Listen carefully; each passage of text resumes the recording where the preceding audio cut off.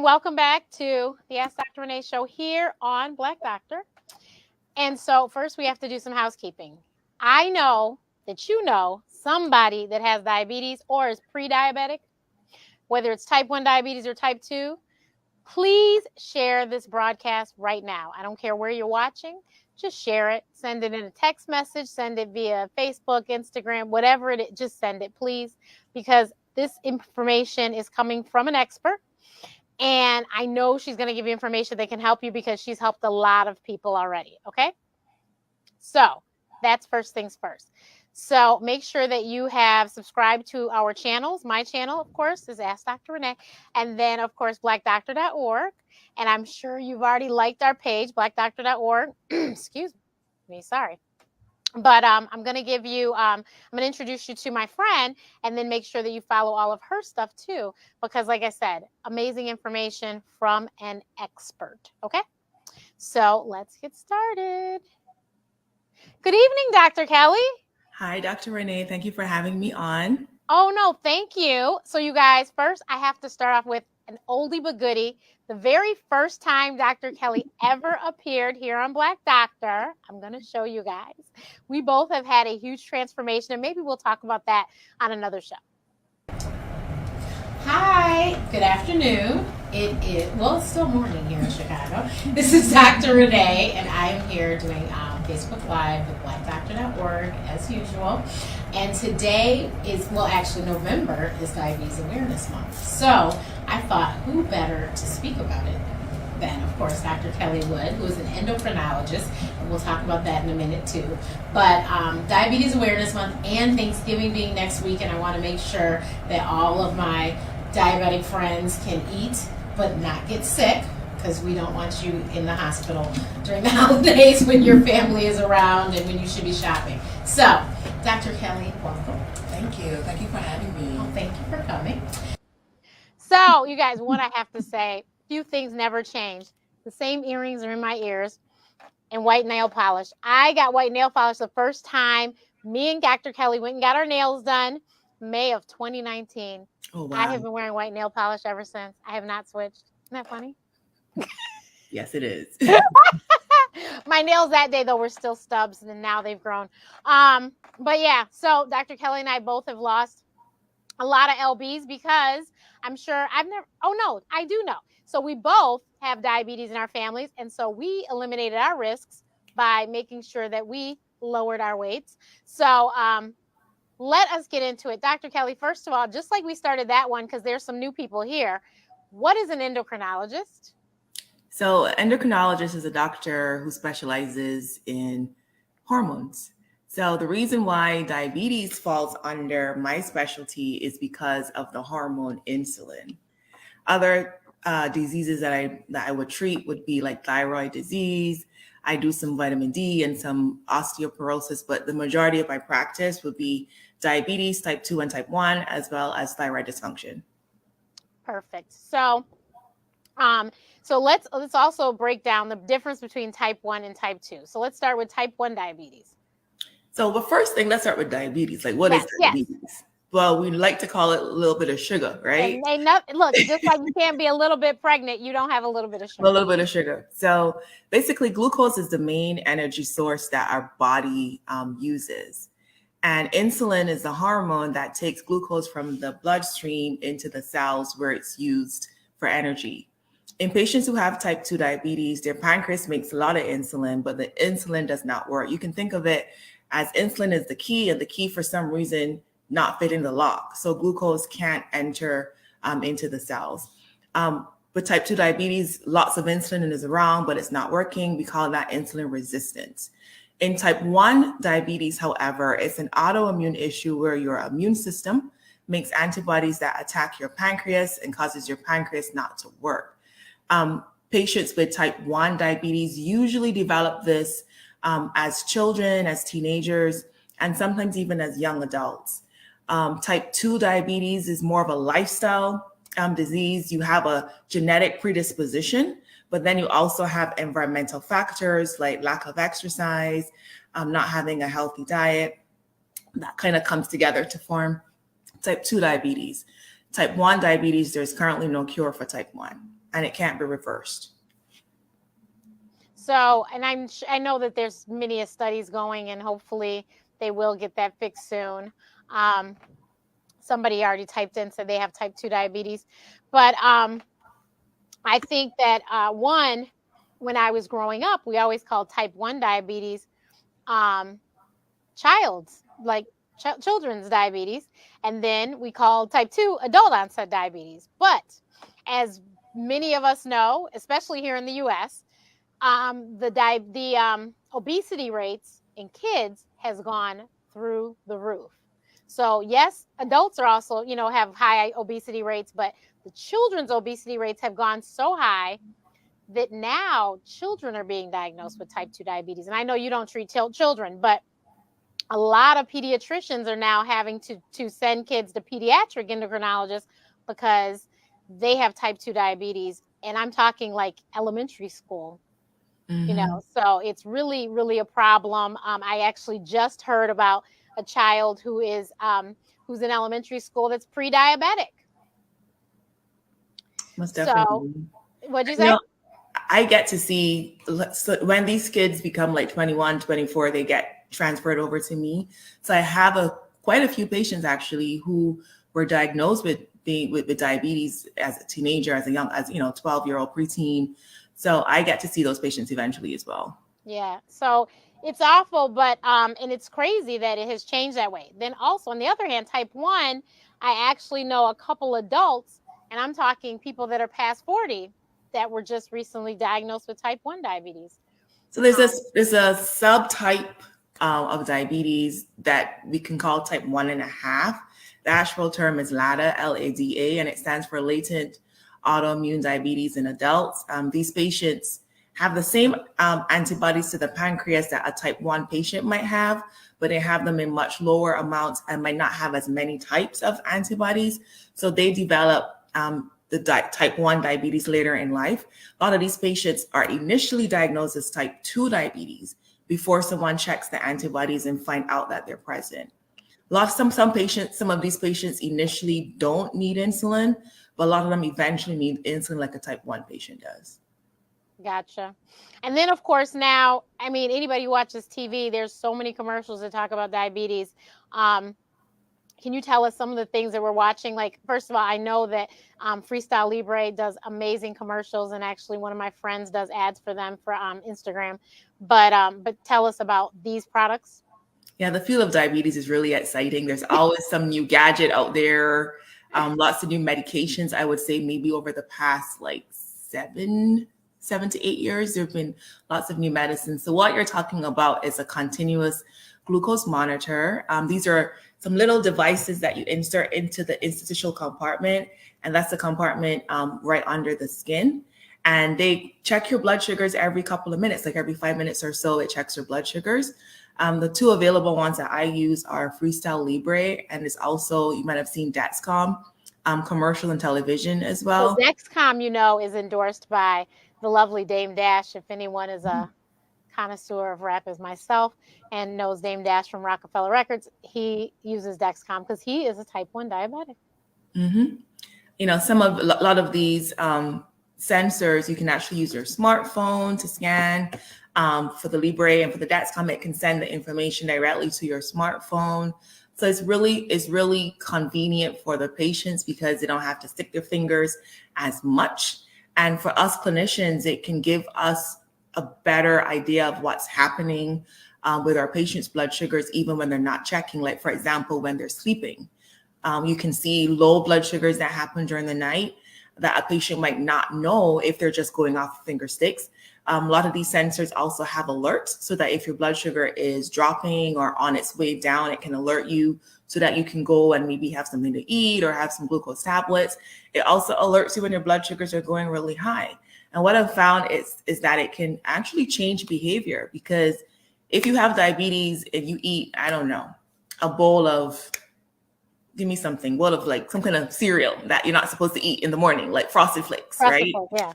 And you eat that every day, and then you start wearing the sensor and you see your blood sugar going up to 350 in real time.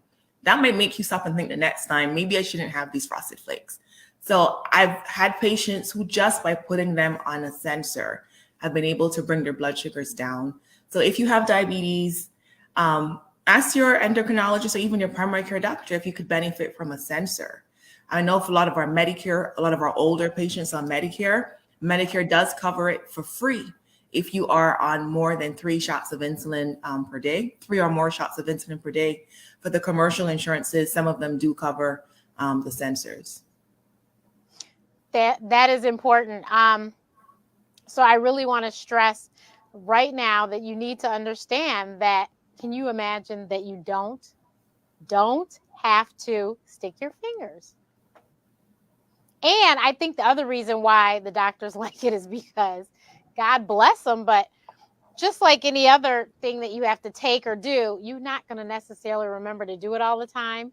And so that's why this would be great for the doctor, because as you said, it's all recorded into the phone. So therefore, when they show up for their doctor's appointment, you can just look at the information. It's all there recorded on the phone. You don't have to rely on the patient writing it down somewhere or anything like that. So and then of course, as Jay-Z says, numbers never lie. So numbers don't lie. And so that's why people probably are more compliant, is because they actually see the numbers. You can tell them a lot of things and they won't believe you.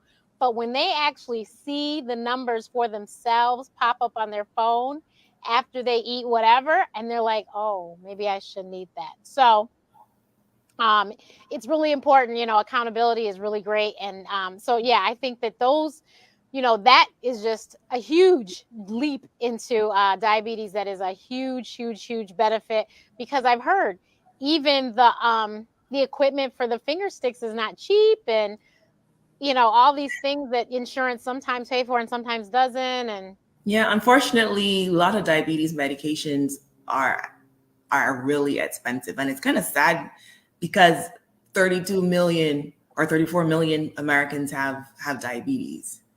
And a lot of them, especially for type 1, depend on insulin, and insulin is just super expensive. But I know that a bill was passed to lower the price of insulin coming in 2023. So I'm looking forward to that, because a lot of my patients have had to ration insulin because they can't afford it. That's awful. I've had to switch to older, cheaper insulins because the ones that I want to put my patients on, they sometimes start on it, then the insurance changes in the new year. They have to go to something else, and it's a lot of work. A lot of work. Please, I do see one question and we'll get that answered. But please, if you have questions, please type them in the chat. I will see them.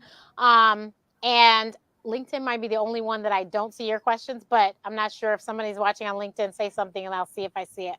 But I know that it has to pass. And of course, we have to say, because today is November 3rd, please vote on Tuesday.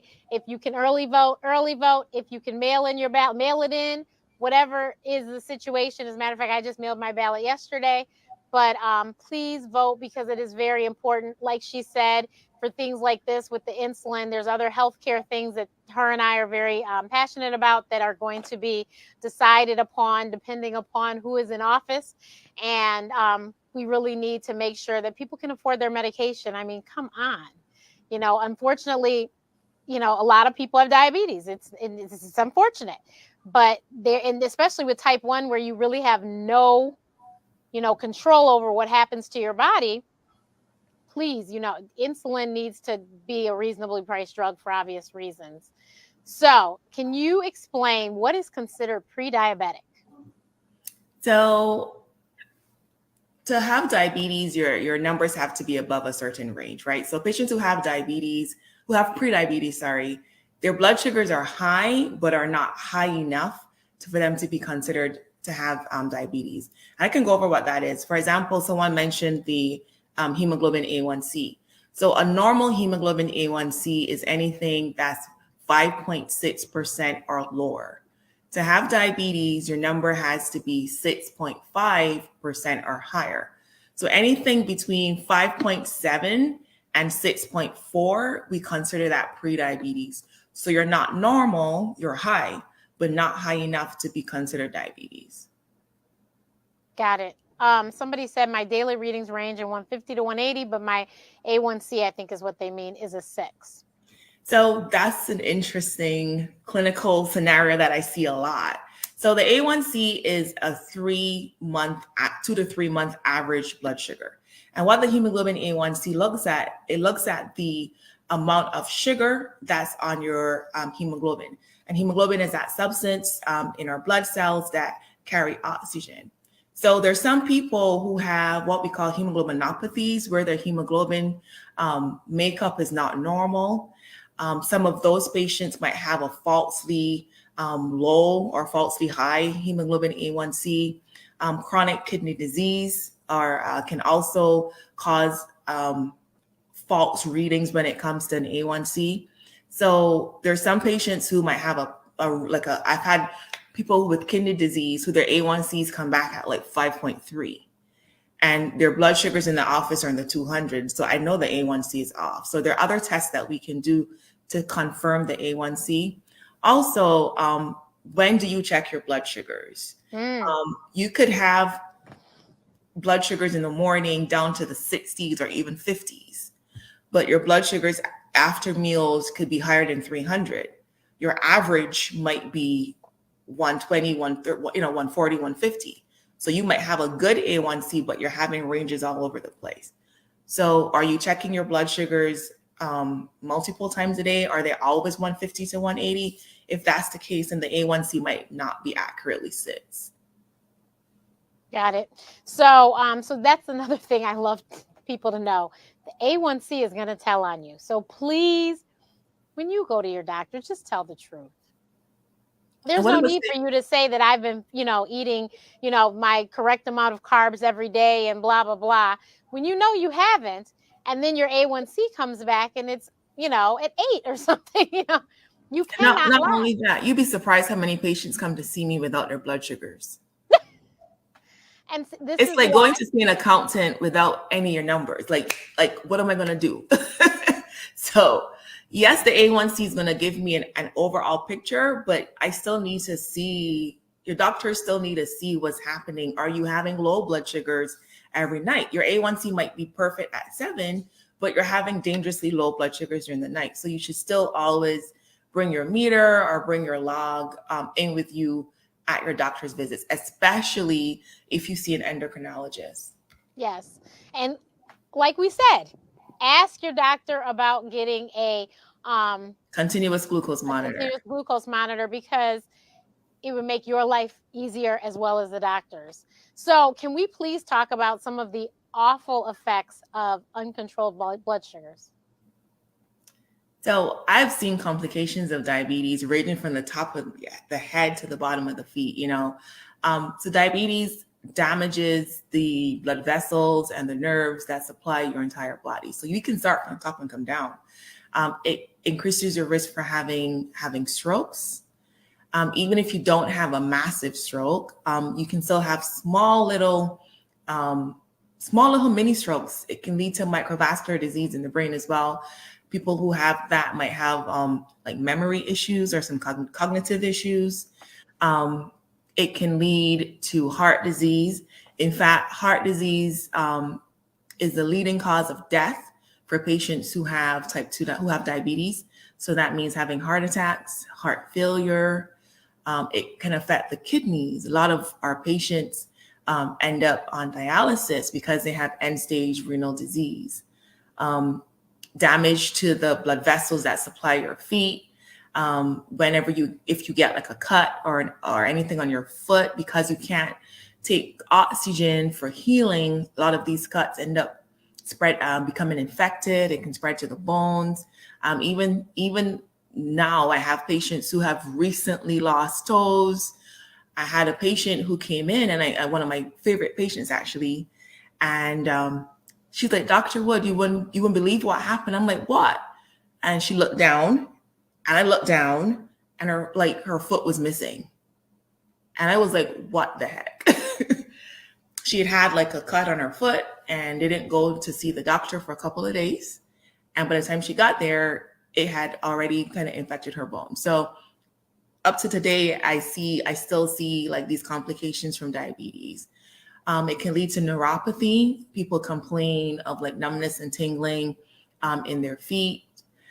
keeping them up at night. The poor circulation and the numbness, lack of feeling. People like step on stuff and not feel it, have things in their shoes and not feel it, have injuries and not feel it. So then their feet become deformed. So I can go on and on. It affects the eyes. I forgot about the eyes, but uncontrolled diabetes and uncontrolled blood pressure, they usually go hand in hand, can also lead to leaking of the blood vessels behind the eyes. Like diabetes, one of the leading causes of blindness in America. So you can start from your head and go down. Yeah. And one way to reduce your risk of having these complications is by trying to get the best blood sugar control that you possibly can. Yeah, that is just awful. We always say, please go to the doctor as soon as you feel or see something wrong, because the earlier, the better. God knows they might have been able to save her foot, but she went too late. So you need to go. And I'm sure, I guess I know people who've lost toes and limbs to diabetes. One of my favorite people from church was one of those people. And, it's just awful. And even, like I said, in my family, we have diabetes and, eyesight. I'm telling you, don't miss things until they're gone. Please don't wait until they're gone.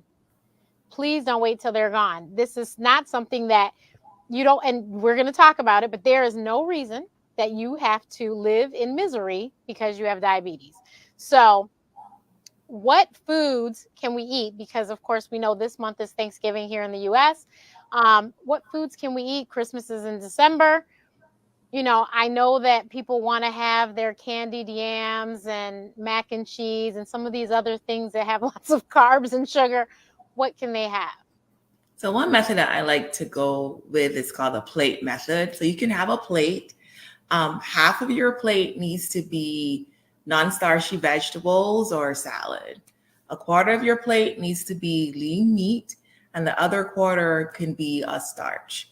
So your body needs glucose for energy. Like think about when you're extremely hungry, you can't function. Like for me, I know I get miserable. You get hangry? I definitely get hangry because our brain needs glucose. So if you have diabetes, you're not expected to cut carbs completely out of your diet. You are allowed to have carbs. You need carbs for energy. But it's important to choose the right carbs. So get rid of the white stuff. If you have to have like potatoes rather than white potatoes, use sweet potatoes, has more fiber, wouldn't spike your blood sugars as high or as quickly as white potatoes would. Switch to brown rice, whole wheat pasta, quinoa is another good starch to have. Or just, try to make those small little switches can really improve your blood sugar control. What about the chickpea pasta? Chickpea pasta is good too. I think that has a higher amount of protein. Oh, wonderful. Than the normal, white flour pasta. With Thanksgiving and Christmas coming up, I'm realistic. I realize that we're all humans. We're going to want to eat with our families. Just don't overdo it.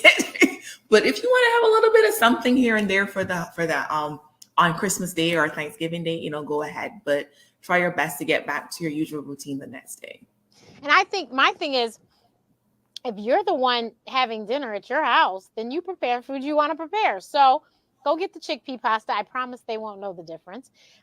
Make your mac and cheese with that. Sweet potatoes. There is a sweet potato recipe that was lower in sugar because it didn't have brown sugar, and I can't remember what it was, but it wasn't. It tasted fine. I had them. It tasted fine. Of course, you can have your protein, your turkey, ham, whatever you guys eat, protein-wise. Dessert-wise, you don't need a full slice. Just get you a little sliver. If you must have some pie, get you a small sliver of pie. Or I know Weight Watchers has this pumpkin pie. I say in air quotes because it's not really pie, but it's like this mixture, and if you make it really quickly, and it has the fake whipped cream. It tastes great. It is, and there's no crust involved, but it tastes great, and it's a good substitute. But my whole thing is, don't you want to live to see the next holiday? So And then also, you don't want to ruin anyone's holiday by having to go to the hospital because you're in glycemic shock, or you go hypoglycemic, whatever, anything related to your sugar. You don't want to send in heart attack or stroke. You do not want to go to the hospital. You don't want the whole family to have to stop eating because they have to go to the ER. So please do what you can to have a great holiday. The other thing is, I know many people, they do some form of exercise after their holiday meal. So maybe you guys go to the Thanksgiving parade, and that good walk is a good stretch of walk, and Mhm. then you have your meal, and then after your meal you play a game outside. The weather might be warm this year. I don't know, it's very warm in Michigan right now, but just do some sort of activity that's moving your body. But so what do you recommend for exercise so that we don't get type 2 diabetes? So the recommended amount of exercise for all adults, Right. not just those with diabetes, is a minimum of 150 minutes per week. And that's half an hour, 5 days a week at a minimum. If you can do more, even better.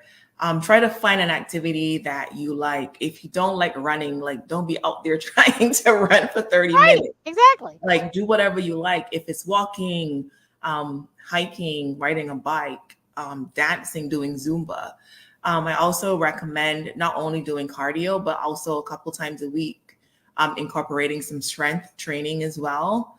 That has shown to be better than just cardio alone. But whatever you like to do, just do it. And if you say, you know what, I can't get up, I can't do 30 minutes, just start off at 10 minutes a day. Or if you want to break up the 30 minutes, do 15 in the morning, 15 in the evening, whatever it takes. And, don't get discouraged if you can only do 2 times a week. Whatever you can do for exercise would be beneficial to prevent diabetes. And if you already have it, would help you control it even better. So you said type 1 there is no cure. Type 2 though, there is a way to get yourself into remission, quote unquote, right? Correct. So remission is when your blood sugars are not in the diabetes range, off of medication for at least 3 to 6 months, for 3 months. So you guys, it is possible, but you have to be a stickler for. I have an uncle who did it, and he drank a whole lot of water, and he walked a lot. And I don't know what his diet was like, but all I know is that he kept taking his medicine because he was a good patient. God bless him. May he rest in peace. But he kept taking his medicine, and they ended up having his blood sugar was too low because he was taking insulin and he shouldn't be taking anymore. So that's when they figured that out, and he was taken off of his medications. Yeah, I have been able to take patients off of medication. A lot of patients get really depressed because they think, once you start insulin, we'll never get off of it, or once you start medication. That's not the case. It's easier to go into diabetes remission the closer you are to your time of diagnosis, meaning within the first 3, at most 5 years of being diagnosed. That's the time when you should be working really hard to get off of medication. Someone who's had diabetes for 20 years, 25 years, less likely to be able to achieve remission, but still try, especially those of you who were recently diagnosed, is entirely possible. That's awesome. So nowadays, in those same commercials, we see these commercials about these drugs that for diabetes, and they always say, and they cause weight loss. So there have been a lot of people, and I know that have been prescribing these as weight loss drugs, but I And mean, that's why we have a national shortage now. oh, I didn't know. Hmm. Hmm. Wow. So yeah, these are newer types of medications. They're usually injections that you give once a week. Many years ago, similar medications were giving them twice a day or once a day, but now the longer acting ones you can give them once a week. And the medication class, they're called GLP-1 agonists. Not going to go into what that is, but basically examples would be like Ozempic, Wegovy. Trulicity. Wegovy is actually the same drug as Ozempic, but Okay. Wegovy is approved for weight loss, and it goes up to a little bit higher of a dose. Ozempic is only approved for patients who have Diabetes. diabetes. Okay. So how these medicines work, they slow the emptying of your stomach, so they slow digestion down, so your blood sugars don't spike as high, and you also feel full quicker. They cross over into your brain, so they make you feel full. You're not as hungry. So people tend to lose weight. I've had patients lose 28, over 20 pounds on these medications. So because they work so well, first thing was Wegovy. You couldn't get it. So I'm not sure if people were prescribing Ozempic only for weight loss, but now a lot of my patients who have diabetes can't get Ozempic anymore because there's like a back, they're on back order at many of the pharmacies. Wow. Yeah, Wow. I've not seen them myself because I'm not really on TikTok like that. Yeah. But I've heard that there've been TikTok videos of people like taking these medicines for weight loss. Yeah, it's a big thing now. I've not seen them on TikTok either. Like I said, maybe we'll do another show and talk about our weight loss, but that's not what neither one of us did. But we didn't take any pills. We just ate good food and exercise, because we do believe in exercise, and we are Pelotonners.